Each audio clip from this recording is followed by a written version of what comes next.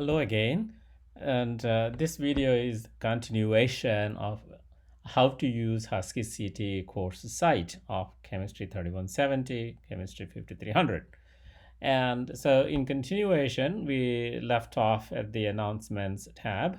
If we proceed further and click on the Learning Modules tab in the main menu of the course under HuskyCT, you will see a page like this, and this is the Learning Modules page. All 7 modules are listed on this page, and each module is released in its time course. So every 2 weeks, we will be introducing a new module.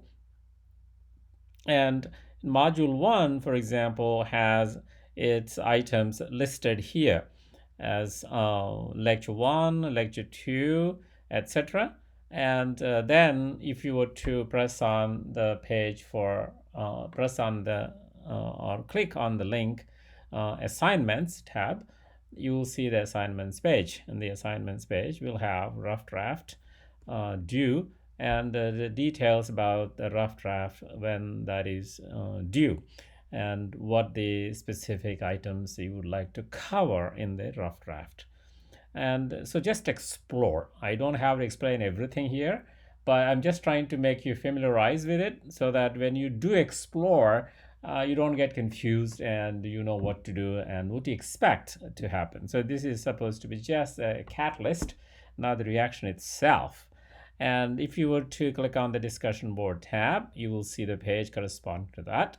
And the discussion board is the place basically where you will be uploading in-class assignments. So each module has 4 class periods. So there are 4 in-class assignments, and you start them in the class, finish them when you could, and then combine them into a single PDF file and then upload them to the discussion board by the due date. And then you have 2 days to comment on other students' posts after the due date. And we will discuss this again during the introduction to the course itself. So this is just to familiarize you where to go to post your in-class assignments. So each module has an assignment. So 7 modules have 7 assignments. Again, each assignment covers 4 class periods.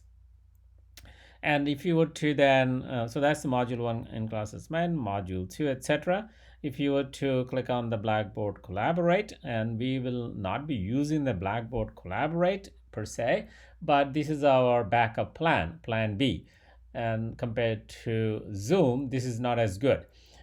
In case we cannot work through the Zoom for whatever reason, I have set up Blackboard Collaborate, and we should be able to connect via this as well.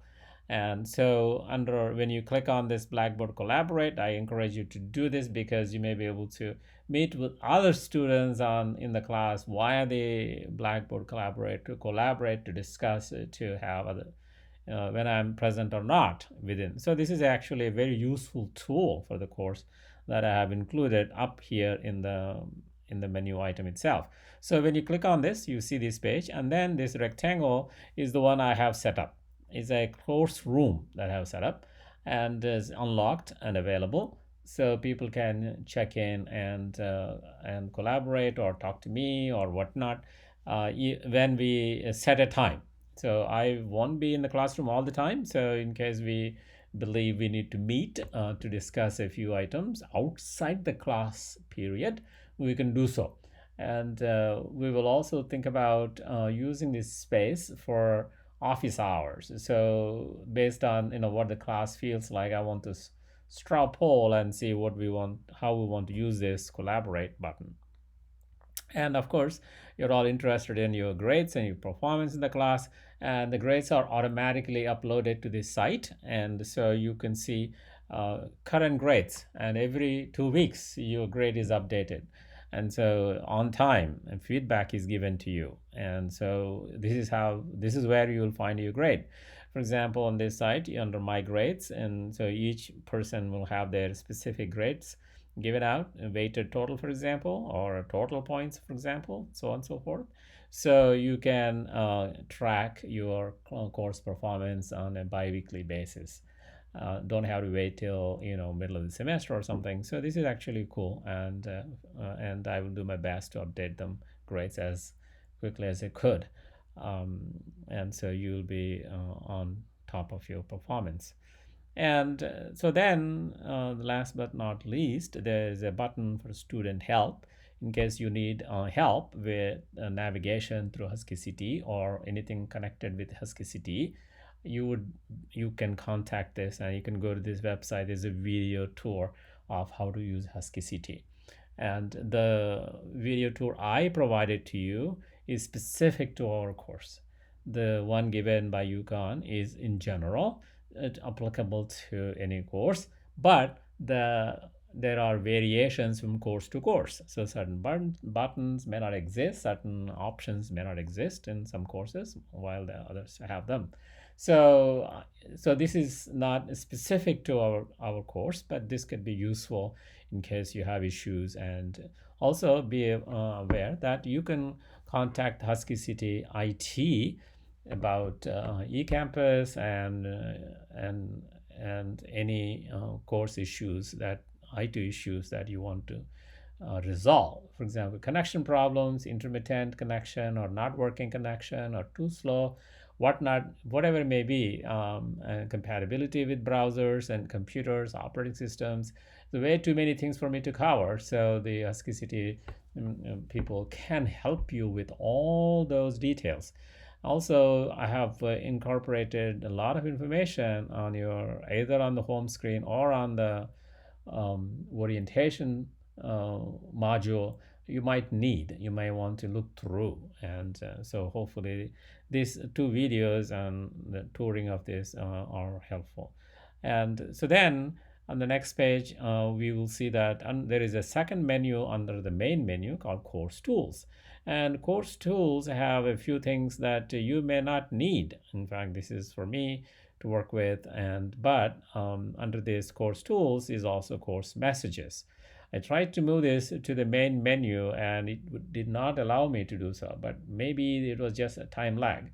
So I will attempt to move this Course Messages tab to the main menu again, and if so, then it will be all the things you need will be under one menu, and the other menus you may not need to get into. But anyway, if you do see Course Messages, you can press on it, and if once you clicked, you will see the page like this, and then it has messages. Now this is different from announcements. Remember, I mentioned to you, I announced to the class this, but messages is for us to communicate, you and me versus you and others, and it could be private or it could be public. So it depends on how you want to handle this. And so I will receive any messages you send me in my inbox, and then I can respond, and they will be kept in the sent items box. Now, one word of caution is that please use this tool to send any course related messages.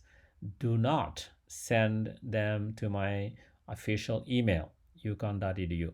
For example, HuskyCT wants to monitor all our communications and record them, whatever may be the purpose. I don't know, but they suggest strongly that you and I communicate through the course messages. And as I said before, it can be either private, that means you and I can communicate, or it can be to the whole class, that you can post this message to the entire class. So sometimes, and also I could respond to the entire class, for example. So this way, there may be questions that one person asking could be related for everyone in the class, could be useful for everybody in the class as well. So based on that, and if there is no confidential information, I may share with the rest of the class as well. So please use your judgment. Either you want to share with others or you want to keep it private. Now, the way to do that is very simple. Just define the recipients who needs to receive these messages. That's all. So you control who will see the information and who will not. So with that, I think this video is completed, and you will have ample opportunities to explore the pages on your own. And more information is coming from the next video on course introduction.